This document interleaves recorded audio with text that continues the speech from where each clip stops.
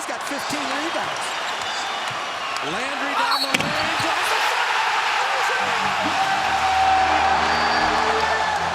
the Edition of Where Are They Now with the Warriors, Bob Fitzgerald. It's brought to you by Pepsi. And one of our favorites, and really part of the 47-win team that began the 7 straight years of the playoffs, Carl Landry, is nice enough to take the time. So first and foremost, where are you now? Where are you located right now, Carl? Texas, Houston, Texas area, quarantining with my family and just enjoying life, enjoying my family. And everybody okay? And the Landry family doing good right now? Absolutely blessed. With the world right now, you just never know, but everybody's safe and everybody's doing well.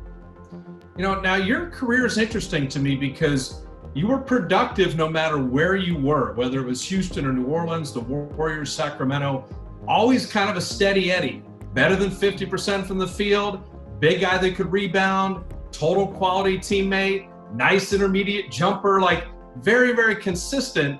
You had the 1 year with the Warriors. What are your reflections or look back on that one season, maybe in comparison to other stops on the NBA trail? It was fun. I mean, I played with a group of guys that were young and hungry. As we all know, Steph and Klay and Draymond, Harrison was there, young, Festus Ezeli, young, David Lee, kind of a vet, but just looking to make his mark in the playoffs and just hungry, a bunch of hungry guys. And that's what I remember, just coming to work hungry every day. A bunch of guys. Now you came to a Warrior team that we've chronicled it, during this kind of pause. The Warriors missed the playoffs 17 out of 18 years, and they had this one We Believe season. But your 47-win season, that began the 7 straight playoffs. Give me an idea, because you saw the young Steph, the young Klay, the rookie Draymond, the young Harrison. Did you have any idea that the core group was forming good things and could be something down the road, or were you surprised 4 or 5 years later as much as everybody else? I wasn't surprised.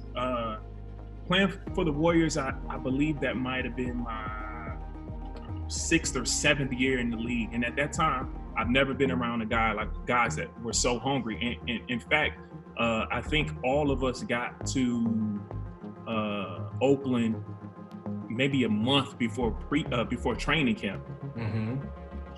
In the weight room and conditioning and just doing everything it took to prepare ourselves to have a successful year. And right then and there, I knew that with the work ethic that we put forth in the beginning of the season, or before the season, we had a chance of doing something special that year.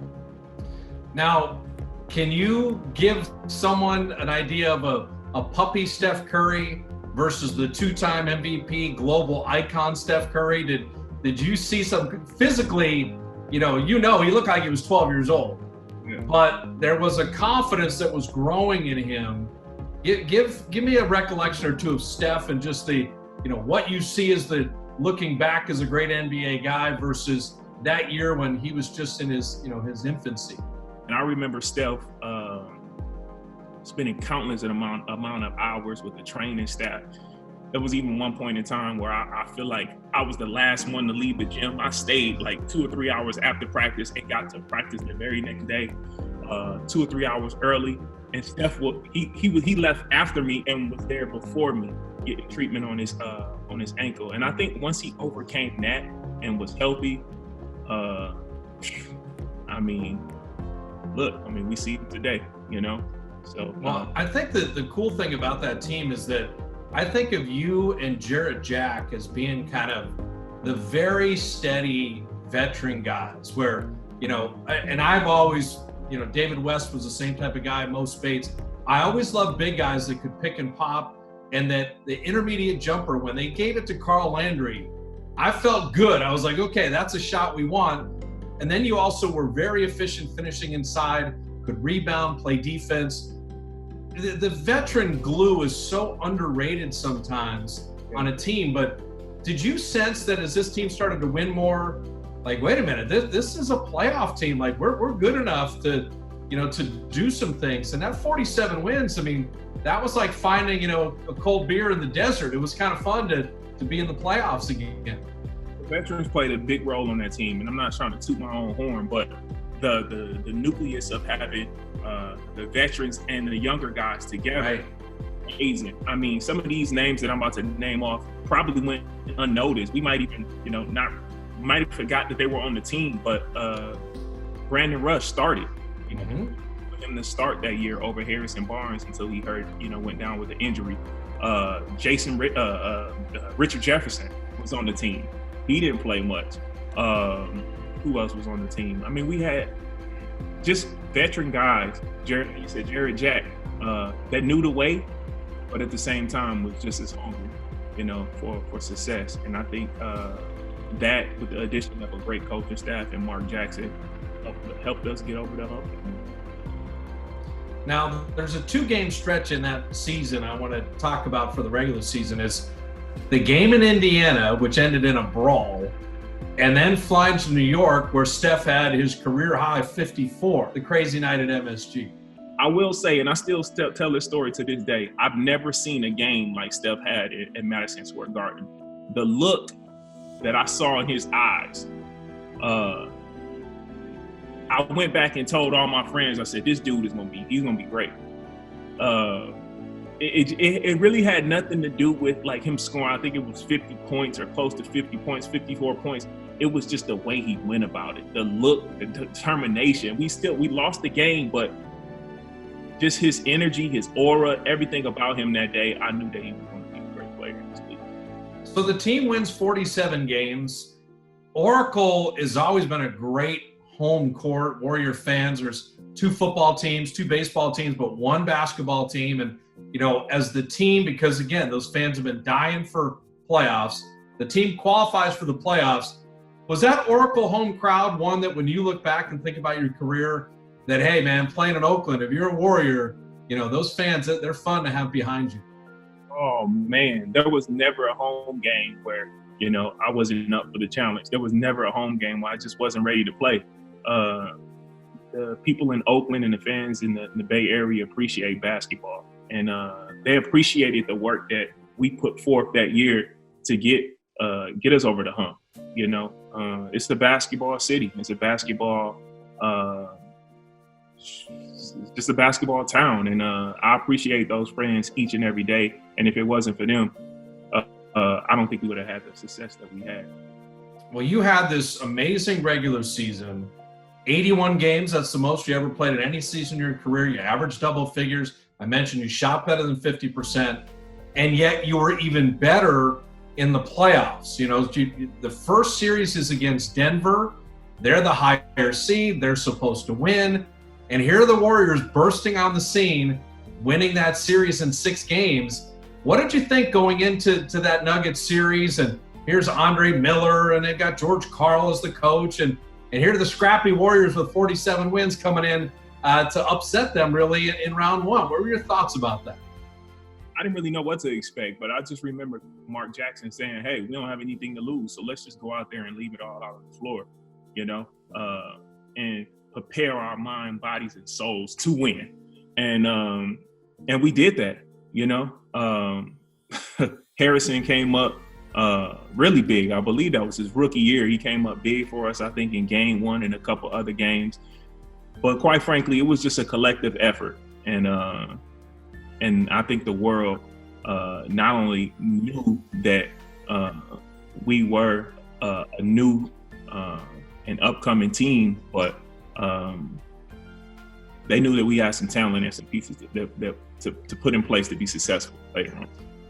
Well, the game 3 is the one where, coming back to Oracle, Steph had 22 points in a quarter.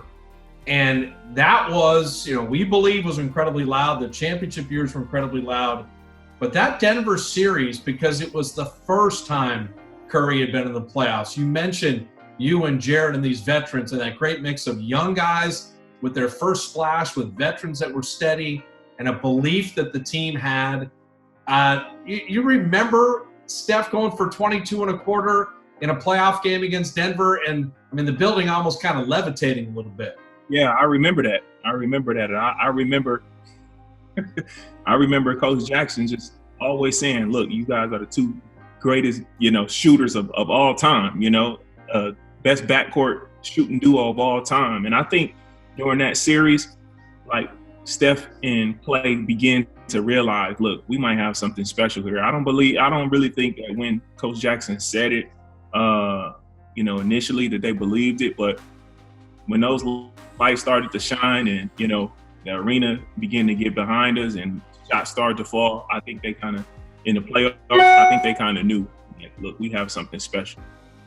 You have any thoughts on a puppy Draymond Green? He was not in the mix as yet. He was getting there, but you had David Lee, you had yourself, you had Draymond. There were some bodies there, Festus, Bogut, Biedrins, whatever. But give me an idea of Draymond and just to see him Defensive Player of the Year, 3-time All-Star, and an anchor of a championship team versus a second-round pick just starting out and coming out of Michigan State. What was your thoughts on a very young Draymond Green? I'm just so proud of Draymond. At that time in the league, the power forward position was just different. Tim Duncan's, I think maybe Kevin Garnett, Dirk Nowitzki. Those were the prototypical, power forwards in the league. David West, who you mentioned earlier, Mari Stoudemire, Blake Griffin. And then you look at a guy like Draymond Green, you're like, what is his position? Right.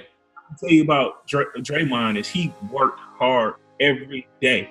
He has a motor like no other. He has grit and fight, and maybe he gets that from Coach Izzo and Big Ten. But he brought his hard hat each and every day to work. And I think that played a huge part in our success. At one point in time, I kind of felt like Draymond was just the heart of the team, the soul. And Coach Jackson, his staff, and the rest of us that were on the team let Draymond be Draymond. We didn't try to,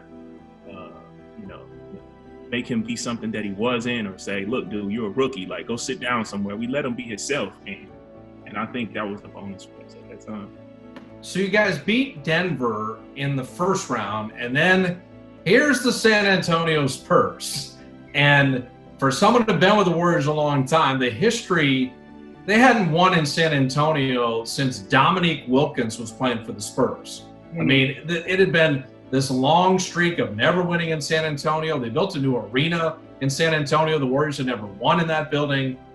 And game one of that series, the Warriors are up 16 with like 4 minutes left, and it goes away. And it's this huge comeback with Ginobili and Tony Parker, and your guys are down 1-0. But then Klay Thompson has like an out-of-body experience in game two, and the Warriors finally win a game in San Antonio. What was a young Klay like, and what was it like being 1-1 with the Spurs when you think you're an underdog against Denver, really an underdog against all the Hall of Famers and all the Spurs success? It's the thing with Klay. Like, I've seen him put in work each and every day in practice, and he's the type of guy that he never saw a shot that he didn't like. Right. But right. If he gets hot, I mean, it's on another level. It's another level that, the typical basketball fan or typical basketball player has never seen. And I think Klay had one of those moments in the San Antonio game two, and we've been able to watch him have several other moments like that afterwards. And he played a big role in that series. The series comes back to Oakland, split there, and you're 2-2 with the Spurs. Like, that really, I think, had the basketball world kind of buzzing, like, wait a minute, like the Warriors are even up with San Antonio? What was the thought on that team? I like the Mark Jackson, hey, you had nothing to lose, but when you're 2-2, you start thinking, hey, maybe we could win this series. Maybe we can get by these guys. I think that was I think we began to believe in ourselves at that time. We didn't really know how good we were before the Denver series, and obviously we didn't know how we would, how things would go against the Spurs. But coming back to Oracle with, the series being 2-2, excuse me, knowing that we could have potentially won game one, it definitely felt good. And it was fun, Unfortunately, the series, that a couple of games didn't go our way, but it definitely gave us a bunch of confidence knowing like, okay, you know what? Not only are we a good team, but we're some good players. You know, being young and trying to find our way. You had such a good year with the Warriors. I mentioned the games, the shooting, double figures in the playoffs. You excelled in the Denver series. You're even better in the Spurs series. When you're putting your feet up and and you're hanging out with your family, and you think of the really nice career that you had, what are Oakland thoughts for you? What are the kind of the thoughts of that Warriors season that maybe that you share with people, or you just think about that one year, because you were very well regarded as a Warrior and still are really to this day? Yeah, well, when I'm here with my family, I just, I'll always, tell myself like I'm blessed, to have the opportunity to play in the league, have the opportunity to play with, with a Class A organization like the Warriors. And from the moment I stepped off the airplane in Oakland, San Francisco area, and from the time I left, Bob Myers, Peter Guber, and Joe Lacob, everybody just ran everything. It was perfect, It's a class act organization, and all we had to do was do our job each and every day, to the best of our ability. And I feel like that's what we did, and so did everybody else. And I think because of that, we had the success that we had. Now, I think of, the Warrior Championships, let's call it a construction project. You were one of the building blocks. That 47-win team changed the idea of, hey, this team's going to be in the playoffs now for a number of years. This thing is building towards something really good. It went from 47 to 51 wins, and then the 5 straight trips to the finals. But you go back to the Jarrett Jack and Carl Landrys of the world that were people that laid the foundation for this building of such great success. As the Warriors won titles and had even ultimate success, you were in the league, you're playing for Sacramento, and you were in different spots. But did you still always kind of have a smile of, you know what? I was there at the beginning. I saw the beginning of this, and I was a part of that. Were you watching the Warriors as an opponent and as a fan, but still maybe with a little smile on your face? Oh, without a doubt, absolutely. I'll see Steph, or Draymond, make a shot, get fouled and one, and flex, and I'm like, I remember that. Like, So just seeing them grow, it's always good to see somebody grow, and seeing how Steph overcame the ankle injury and got his contract, in which he didn't know he was going to get to, $200 million. I don't even know how much he's making now, It's a great feeling. And what makes things even better is, they're good guys, all 3 of those guys are still to this day. I mean, even the Draymonds, the Festus, David Lee, everybody that was a part of that team were just great guys. It's fun to come to work every day knowing, okay, look, man, I want to be here. I want to play with these dudes. I want to put in the extra effort with these dudes. I want to hang out, go to dinner, go to movies with these guys. And that was the culture. That was the culture that, Bob Myers and the coaching staff built. But also, too, your mentorship. You mentioned the vets on that team. Young guys don't lead other young guys. And so I think the tempo and the tone that you guys set as vets is probably the reason that culture and that character was built on that team, because they saw how to do it the right way and how you should conduct yourself really as a pro. And that's something you should take great pride in. Yeah, thank you. Every day, I tried to be a professional. Sure, Jarrett Jack did, and Richard Jefferson. We put in countless amount of time after practice, getting up extra shots, making sure our bodies were taken care of, and there was some times that we were not able to lead, be vocal leaders, but because we continued to carry ourselves in a professional way, I think that the younger guys saw that and they appreciate what we did even to this day. Well, Carl, we appreciate you and appreciate you joining us on Where Are They Now, brought to you by Pepsi. My best to your family. Be sure you get out to Chase Center and check out the Dubs if you get out west at some point in time. But thanks for taking the time. It meant a lot to us. Oh, I can't wait. Thanks, Fizz. I appreciate it.